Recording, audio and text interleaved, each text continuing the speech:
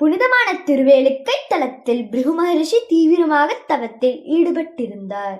அவரது பக்தியில் மகிழ்ந்த விஷ்ணு பகவான் தனது வழக்கமான ரூபத்தில் அல்லாமல் அழகிய சிங்கர் என்னும் அழகிய நரசிம்மம் ரூபத்தில் தோன்றினார்.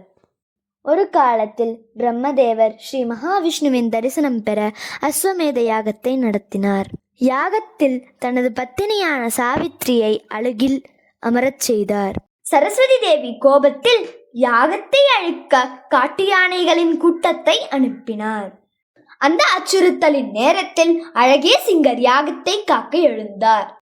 அவரது அளவற்ற வலிமையால் யானைகளை அடக்கி யாகத்தின் புனிதத்தை காத்தார். யாகத்தை தடுக்க சரஸ்வதி தேவி தனது வேகவதி நதியாக உருமாறி வேகமாக பாய்ந்தாள். அந்த நீரின் வேகம் அடங்காதது. உலகமே அதனை பார்த்து அச்சத்திலும் அதிசயத்திலும் உறைந்தது. அந்த நேரத்தில் நிகழ்ந்தது ஒரு அதிசயம்.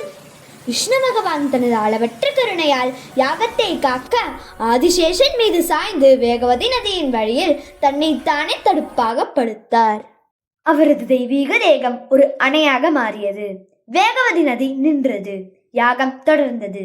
தர்மம் காக்கப்பட்டது. இதனால் யதோத்தகாரி பெருமாள் என அழைக்கப்பட்டார். இன்னொரு திவ்ய கஷேத்திரங்களை பத்தி அடுத்த வீடியோல பார்ப்போம்.